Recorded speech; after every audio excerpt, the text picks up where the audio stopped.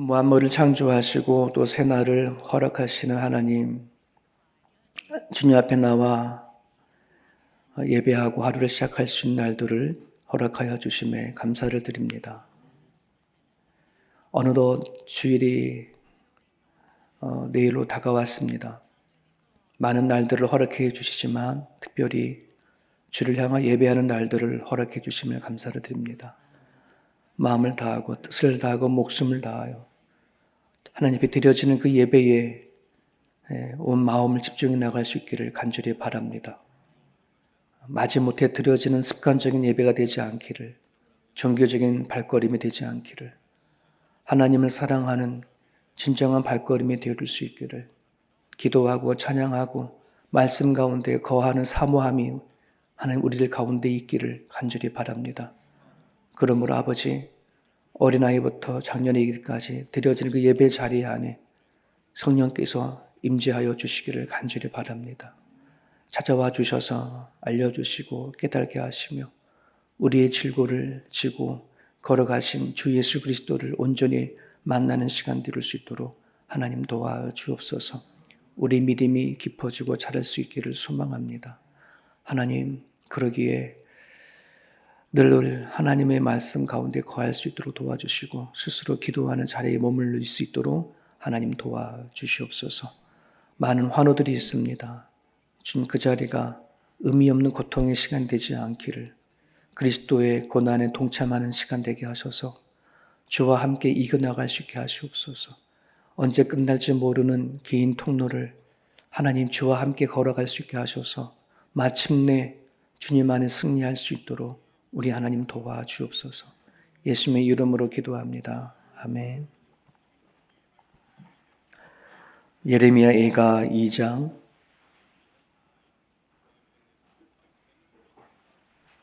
예레미야 예가 2장 1절에서 10절입니다.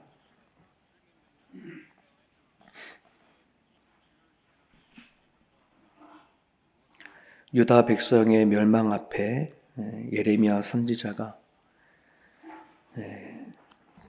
슬퍼하면서 부르는 노래입니다.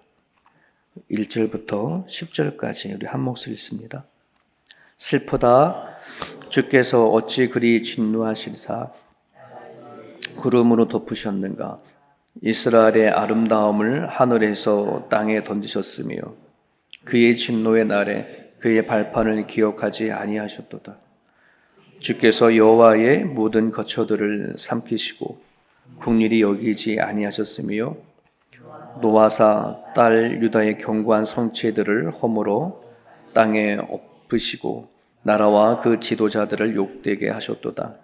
맹렬한 진노로 이스라엘의 모든 뿔들을 사르시며 원수 앞에서 그의 오른손을 뒤로 거두어 들이시고 맹렬한 불이 사방으로 불사름같이 야곱을 불사르셨도다. 원수같이 그의 활을 당기고 대적처럼 오른손으로 들고 서서 눈에 드는 아름다운 모든 사람을 죽이셨으며 딸 시온의 장막에 그의 노를 불처럼 쏟으셨도다. 주께서 원수같이 되어 이스라엘을 삼키셨으며 그 모든 궁궐들을 삼키셨고 견고한 성들을 무너뜨리사 딸 유다의 근심과 애통을 더하셨도다. 주께서 그의 초막을 동산처럼 돌아버리시고 그의 절개를 폐하셨도다. 여호와께서 시온에서 절개와 안식일을 잊어버리시게 하여 그가 진노하사 왕과 제사장을 멸시하셨도다. 여호와께서 자기 제단을 버리시며 자기 성소를 미워하시며 궁전의 성벽들을 원수의 손에 넘기셨음에 그들이 여호와의 전에서 떠들기를 절기의 날과 같이 하였도다. 여호와께서 딸 시온의 성벽을 헐기로 결심하시고 줄을 띄고 무너뜨린 일에서 손을 거두지 아니하사 성벽과 성곽으로 통곡하게 하셨음에 그들이 함께 쇠하였도다.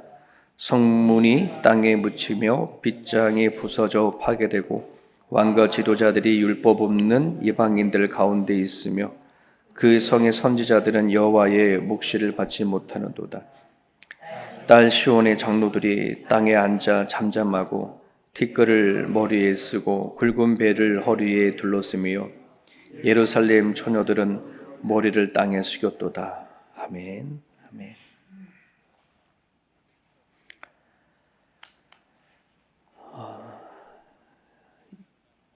이사야 51장에 보면은 하나님이 이사야 선지자를 통해서 당신의 백성 이스라엘을 시온이라 부르겠다. 이제 이렇게 선포를 하세요. 시온이라 부르겠다. 이거는 내가 너희에게 항상 임재하겠다. 이제 이런 의미가 담겨져 있거든요.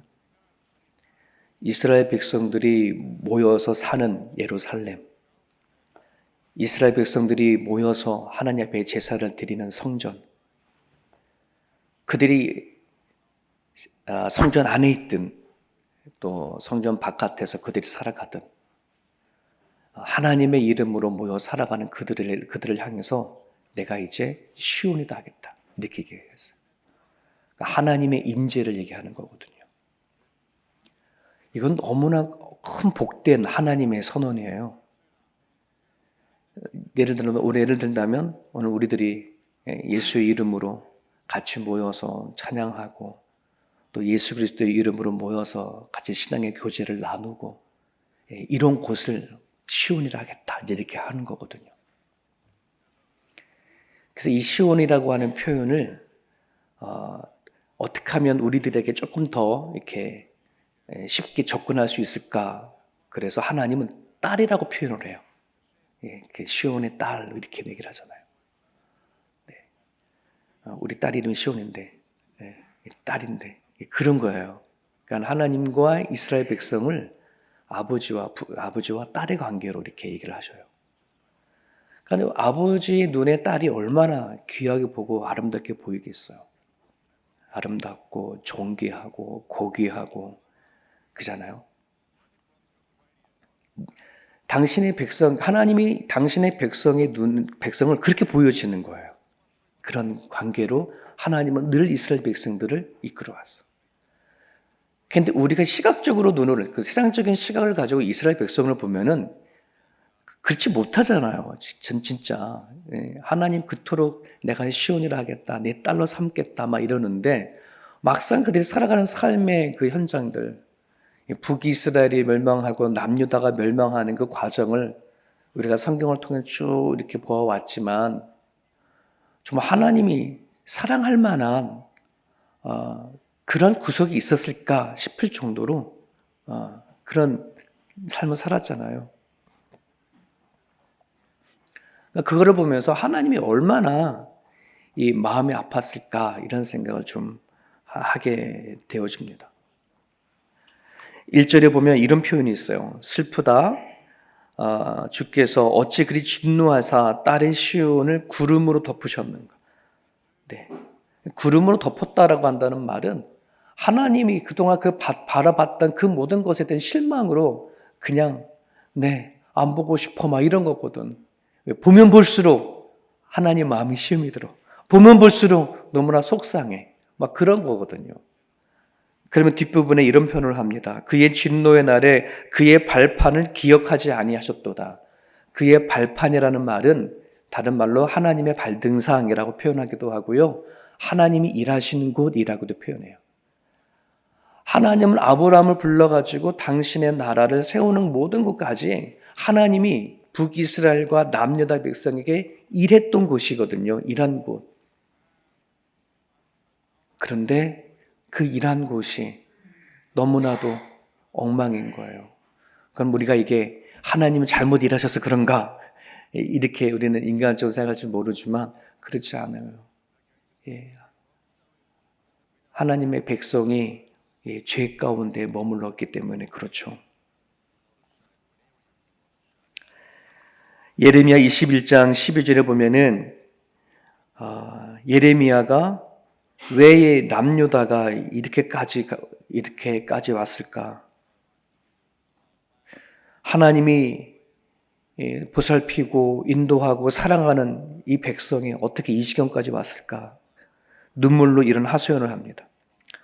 여호와께서 이와 같이 말씀하시니라. 다윗의 집이여, 너는 아침마다 정의롭게 판결하여 탈취당한 자를 압박자의 손에서 건지라.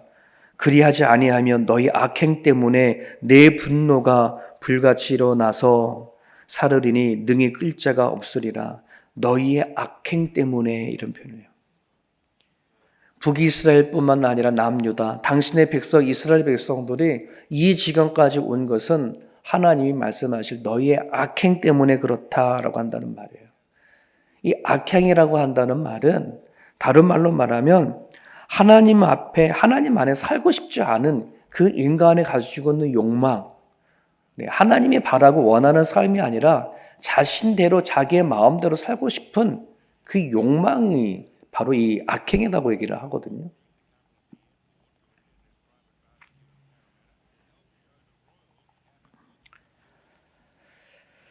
이런 말씀을 좀 묵상해 보면서 이런 생각을 좀 합니다. 여러분, 기독교는 행함으로 구원받는 종교는 아니잖아요.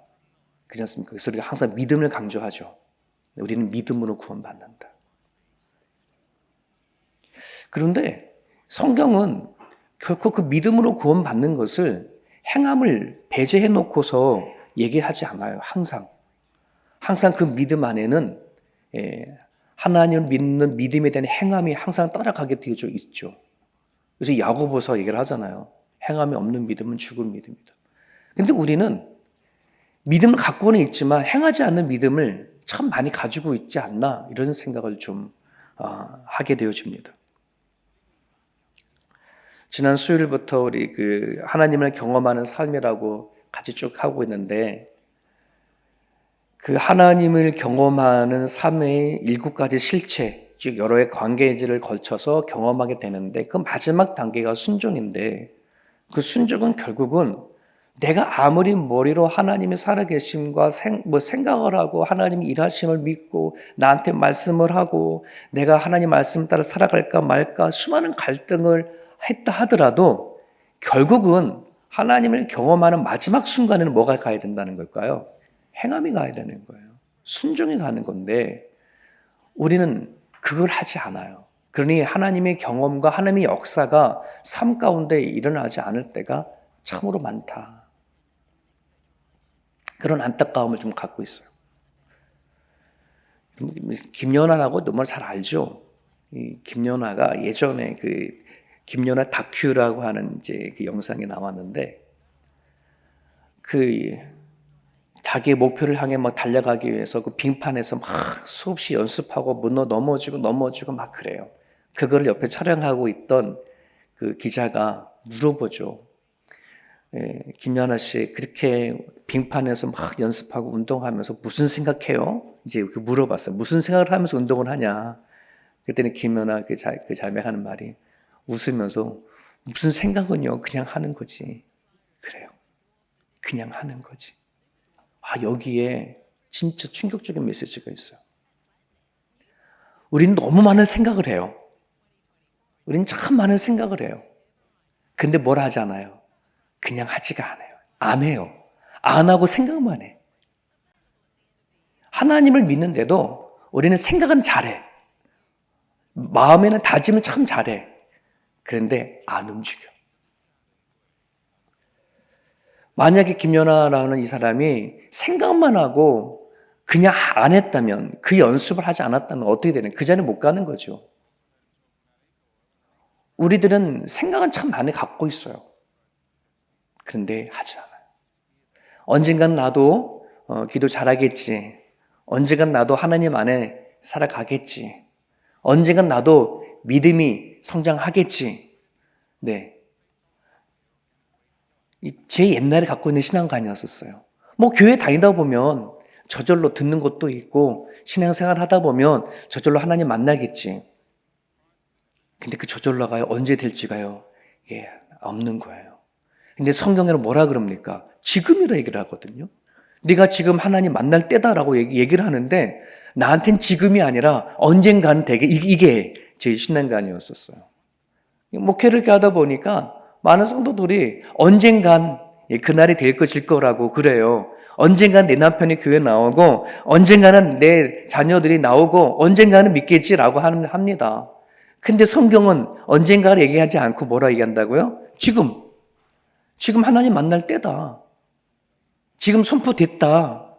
지금 이 자리에 하나님 성령님 계신다. 이렇게 얘기하잖아요. 그러면 어떻게 해야 돼요?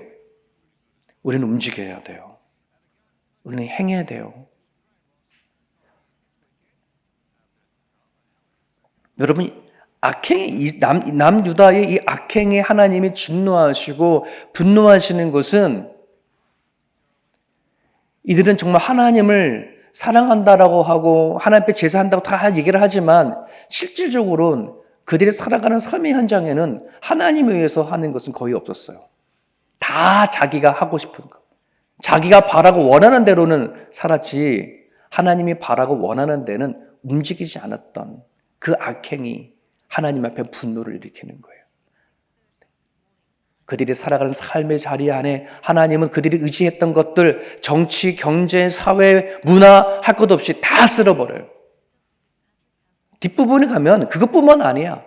나는 이 부분이 너무나도 서글프고 안타까워요. 6절에 보면은 주께서 그의 초막, 당신께서 지으신 초막, 당신의 절기, 당신의 안식일, 당신의 제단, 하나님과 관련된, 자기와 관련된 있는 걸 모두 스스로 다 뭐 하는 거예요? 부셔버리고 헐어버려. 하나님께서 찾아오셔서, 직접 찾아오셔서, 죄 많은 자를 찾아오셔서 내가 너의 하나님이 되어줄게. 넌 내 백성이 되어줄게. 그래서 같이 그들과 계약을 맺으시고, 언약을 맺으시고, 네. 그들에게 초막을 짓게 만들고, 성막을 짓게 만들고, 절기를 만들고, 안식일을 만들며, 그들과 끊임없는 사랑의 구애를 했던 그 모든 흔적들을 하나님 스스로 다 지워버리는 거예요. 이 슬픔이 얼마나 클까? 슬픔이 얼마나 클까? 우리들도 연애하고 살다가 헤어지면 그 아픔이 되게 크잖아요. 그렇지 않습니까? 같이 살다가 헤어짐이 아픔이 너무나 크잖아요. 하나님의 당신의 이스라엘 백성들 향한 그 사랑, 그 마음들을 하나씩 지워가는 모습을 우리는 보게 되어져요. 여러분, 그리스도인이란 하나님이 내 모든 인생을 통해서, 삶을 통해서 하나님 일하여 주십시오라고 내어드린 사람과 같아요.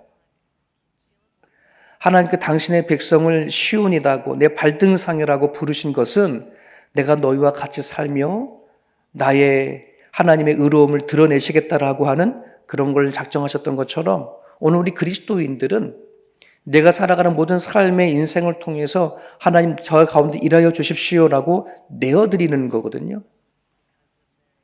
그러기에 우리는 반드시 하나님을 향한 그 무엇의 결단이 우리 가운데 있으셔야 합니다. 나를 이 땅에 보내주신 하나님이라면, 살게 하시는 하나님이라면, 목숨줄을 쥐고 있는 하나님이라면 우리는 정말 주를 위해서 살아내어지는 그 무엇인가 있으셔야 돼요.